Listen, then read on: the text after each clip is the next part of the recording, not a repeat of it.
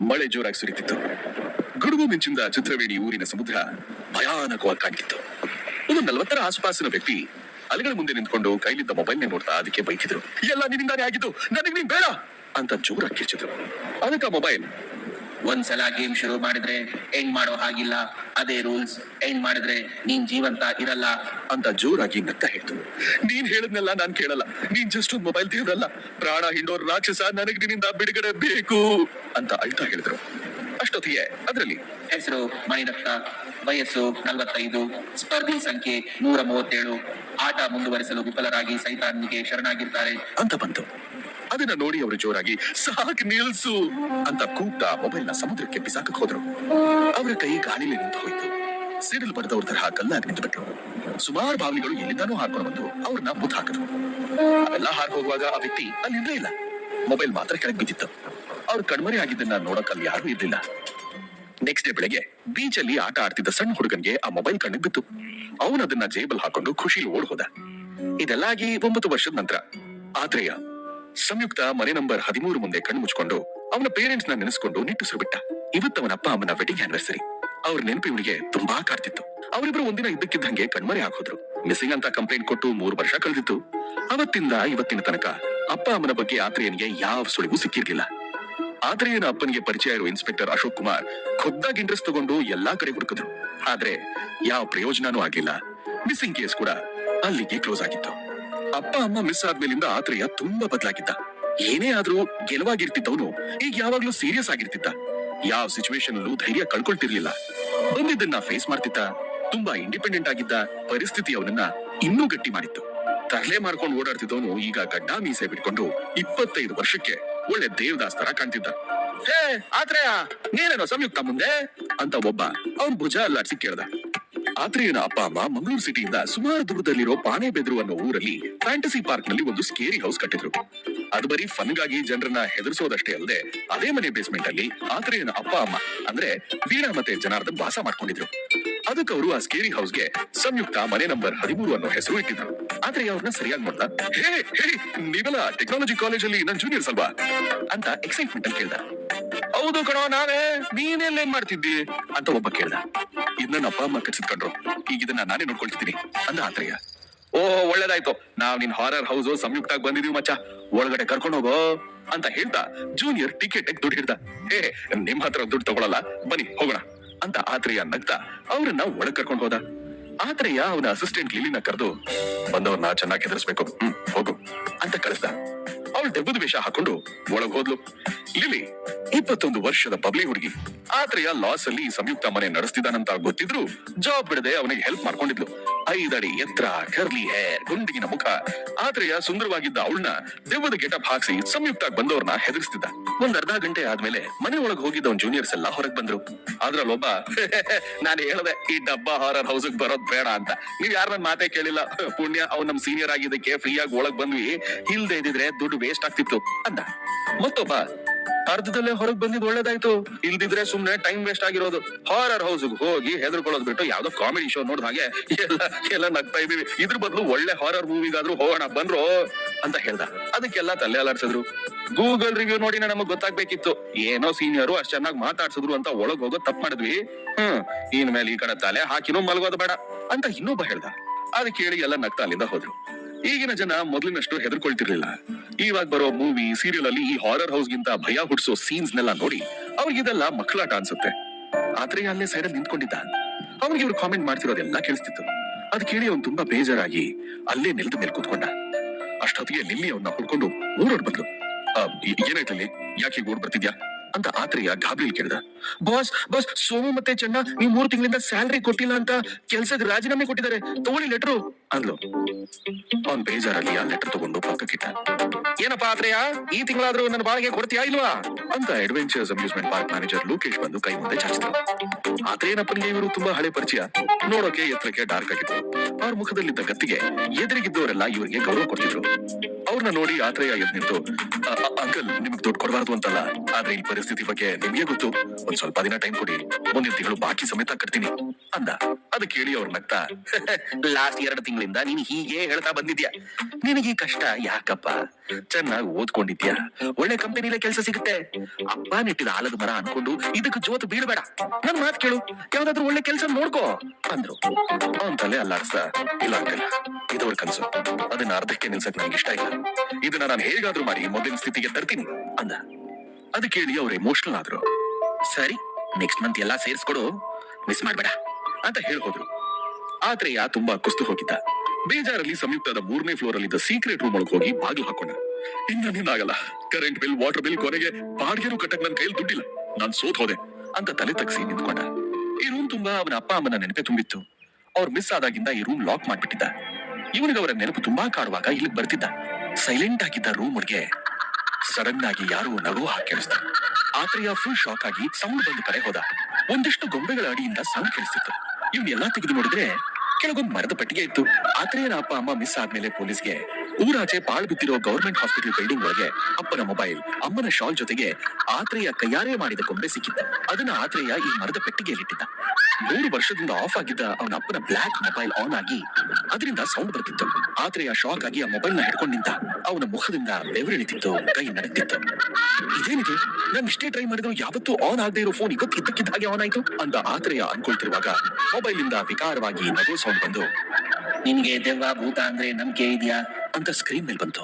ಅದ್ರ ಜೊತೆಗೆ ಒಂದು ಆಪ್ ಸಿಂಬಲ್ ಬಂತು. ಅದು ನೋಡಕ್ಕೆ ಇವನ್ ಸಂಯುಕ್ತ ಮನೆ ತರಾನೇ ಇತ್ತು. ಕೆಳಗೆ ಡೇರ್ ಡೆವಿಲ್ ಅಂತ ಬರ್ತಿತ್ತು. ಇದೆಲ್ಲ ಇವನಿಗೆ ವಿಚಿತ್ರ ಅನಿಸ್ತು.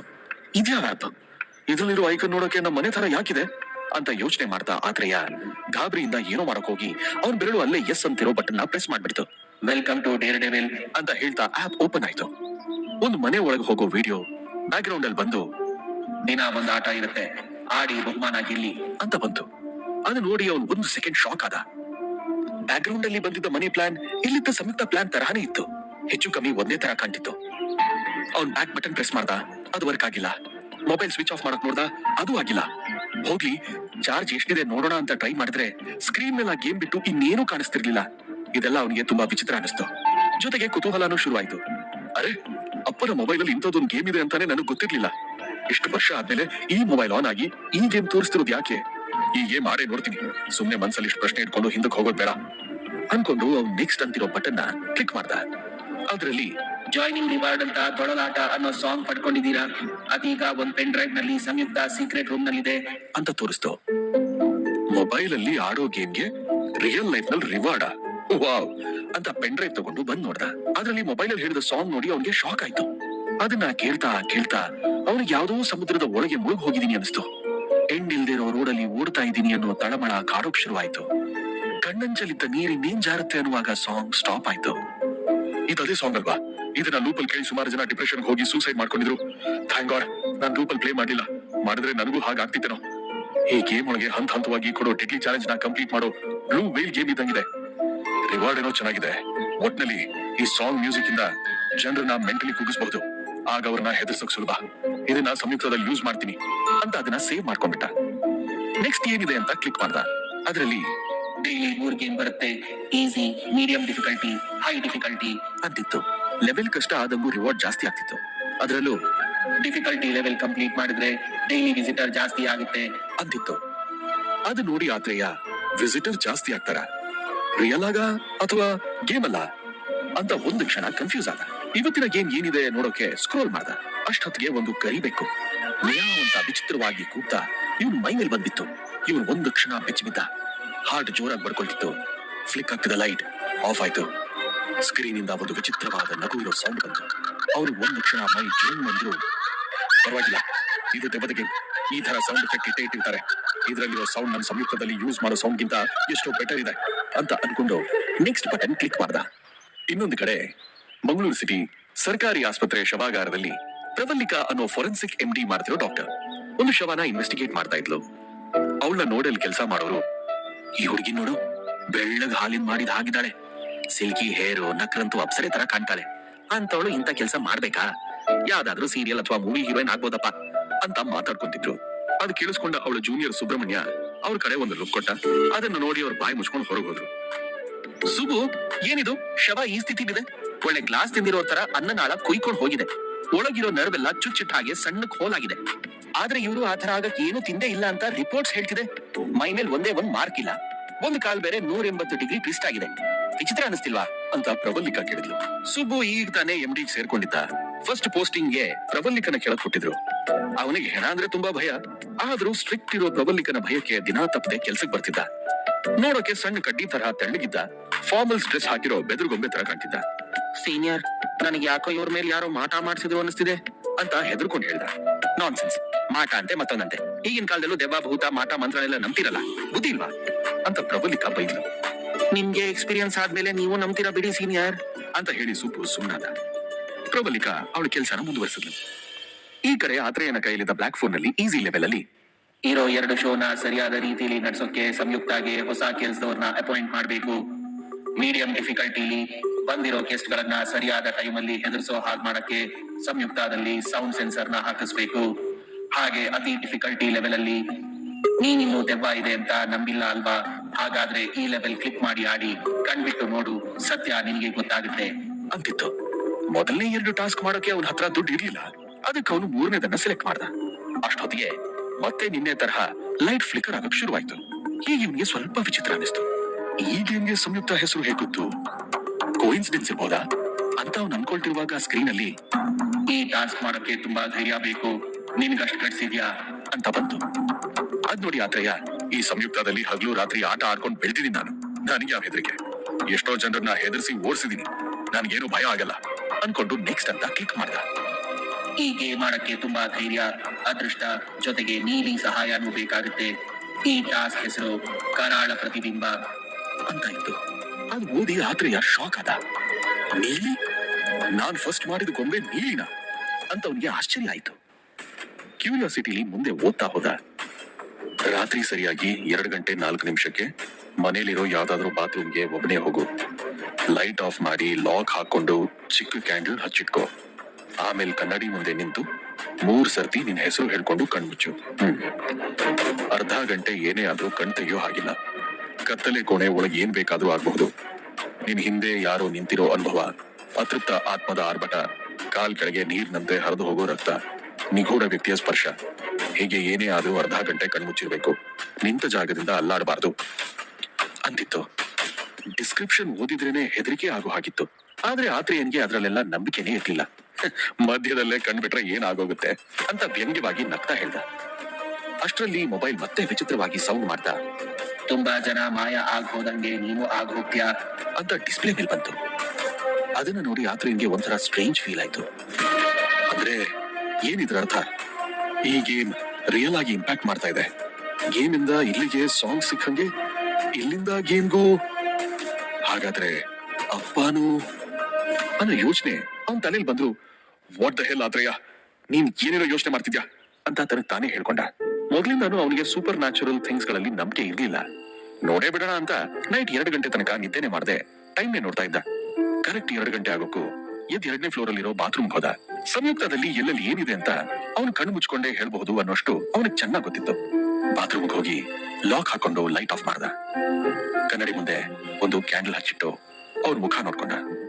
ನೋಡೋಕ್ ತುಂಬಾ ಕಾನ್ಫಿಡೆನ್ಸ್ ಇರೋ ಹಾಗೆ ಕಾಣ್ತಿದ್ದ. ಜೊತೆಗೆ ಜೇಬಿಂದ ಅವನ ಮೊಬೈಲ್ ತೆಗ್ದ.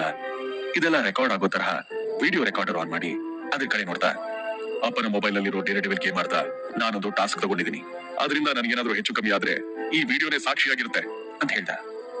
ಆ ಬಾತ್ರೂಮಿನ ಕಿಟಕಿಯಿಂದ ಹೊರಗಿದ್ದ ಮರದ ಕೊಂಬೆ ಸಿಗೋ ಹಾಗಿತ್ತು.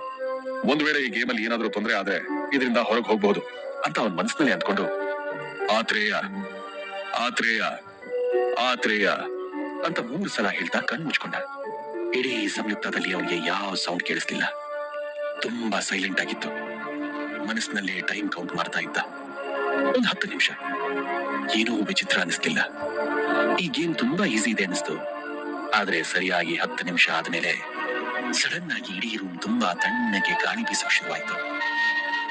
ಗಾಳಿ ಬೀಸ್ತಾ ಬೀಸ್ತಾ ಇವನ ಮುಖದ ಮೇಲೆ ಯಾರೋ ಕೈ ತಾಗಿಸ್ ಹೋದ ಹಾಗ ಅನಿಸ್ತು. ಅವನ್ ಮಾತ್ರ ಅಲ್ಲಾಡಕ್ ಹೋಗ್ಲಿಲ್ಲ. ಕಲ್ಕಂಬದ ತರಹ ನಿಂತಿದ್ದ. ಅವನ್ ಮೈ ತಣ್ಣಗಾಗ್ತಾ ಇತ್ತು. ಅಷ್ಟೊತ್ತಿಗೆ ಅವನ್ ಕಿವಿ ಹತ್ರ ಯಾರೋ ಬಂದು ಉಸಿರಾಡ್ತಾ ಇರೋ ಹಾಗೆ ಅವನಿಗೆ ಫೀಲ್ ಆಯ್ತು. ಅವನ ಹಾರ್ಟ್ ಜೋರಾಗಿ ಬಡ್ಕೊಳಕ್ ಶುರುವಾಯ್ತು. ಇಲ್ಲ ಆತ್ರೇಯ, ಇದೆಲ್ಲ ನಿನ್ನ ಭ್ರಮೆ. ಡಿಸ್ಕ್ರಿಪ್ಷನ್ ಅಲ್ಲಿ ಗೇಮ್ ಬಗ್ಗೆ ಡೀಟೇಲ್ಸ್ ನೋಡಿ ಹಾಗೆ ಅನ್ನಿಸ್ತಿದೆ ಅಷ್ಟೇ. ಗೇಮ್ ಕಂಪ್ಲೀಟ್ ಮಾಡದೇ ಇರ್ಲಿ ಅಂತ ಅವ್ರು ಹಾಗೆಲ್ಲ ಹೆದರ್ಸಿದ್ರು. ತಲೆ ಕೆಡಿಸ್ಕೊಬ್ರ, ಇದು ಬರೀ ಸೈಕಾಲಜಿಕಲ್ ಗೇಮ್, ಕಮಾನ್ ಅಂತ ಧೈರ್ಯ ತಗೊಂಡ. ಆತ್ರೇಯ ಅಂತ ಯಾರೋ ಕರೆದಂಗಾಗಿ ಅವನ ಹಾರ್ಟ್ ಒಂದ್ಸಲ ಢಗ್ ಅಂತ ಮೈ ಮೇಲಿನ ರೋಮ ಎಲ್ಲ ನೆಟ್ಟಗಾಯ್ತು. ಆದ್ರೆ ಹಿಂದೆನೆ ಬಾಗ್ಲನ್ನ ಯಾರೋ ಖರ ಖರ ಅಂತ ಕೆರಿತಿರೋ ಹಾಗನ್ನಿಸ್ತು. ಆಗ್ತಿದ್ದ ಚಳಿಲು ಅವನ ಮೈ ಬೆವರ್ತಿತ್ತು. ಹಿಂದಿಂದ ಬಾತ್ರೂಮ್ ತುಂಬಾ ಯಾರೋ ನಡ್ಕೊಂಡು ಹೋಗ್ತಿರೋ ಹೆಜ್ಜೆ ಶಬ್ದ ಕೇಳ್ತಾ ಇತ್ತು. ಕಾಲಡಿ ಬೆಚ್ಚಗಿರೋ ನೀರ್ ಹರಿತಿರೋ ಹಾಗೆ ಫೀಲ್ ಆಗ್ತಿತ್ತು. ಕಿಟಕಿ ಬಾಗ್ಲೆಲ್ಲ ಜೋರಾಗಿ ಬಡ್ಕೊಳ್ತಿತ್ತು. ಇನ್ನೊಂದು 10 ನಿಮಿಷ ಕಣ್ಬಿಡ್ಬೇಡ ಅಂತ ಅವನಿಗೆ ಅವನೇ ಕನ್ವಿನ್ಸ್ ಮಾಡ್ಕೊಳ್ತಿದ್ದ. ಸಡನ್ ಆಗಿ ಹೊರಗಿಂದ ಯಾರೋ ತುಂಬಾ ಹೆದರ್ಕೊಂಡು ಅಂತ ಜೋರಾಗಿ ಬಾಗಿಲು ಬಡಿತಿರೋ ಹಾಗನ್ನಿಸ್ತು. ಅವರ ವಾಯ್ಸ್ ಕೇಳಿದ್ರೆ ಏನೋ ಎಮರ್ಜೆನ್ಸಿ ಇದೆ ಅನ್ನೋ ಹಾಗಿತ್ತು. 1-2 ನಿಮಿಷ ಕಂಟಿನ್ಯೂಸ್ ಆಗಿ ಬಾಗಿಲು ಬಡಿಯೋ ಸೌಂಡ್ ಕೇಳ್ತಿದ್ದು ಸಡನ್ ಆಗಿ ನಿಂತು ಇಡೀ ಮನೆ ಸೈಲೆಂಟ್ ಆಯ್ತು. ಅವನೊಂದು ಡೀಪ್ ಆಗಿ ಉಸಿರು ತಗೊಂಡ. ಇನ್ನೇನಿಗೆ ಮುಗಿಯೋಕೆ 5 ನಿಮಿಷ ಇದೆ ಅಂತ ಅನ್ಕೊಳ್ಳೋ ಹೊತ್ತಿಗೆ ಸಡನ್ ಆಗಿ ಅವನ ಹಿಂದೆಯಿಂದ ಯಾರೋ ನಿಂತಂಗಾಯ್ತು. ಆತ್ರೇಯನ ಕತ್ತಿಗೆ ಬಿಸಿ ಉಸಿರು ತಾಕ್ತು. ಅಷ್ಟೇ,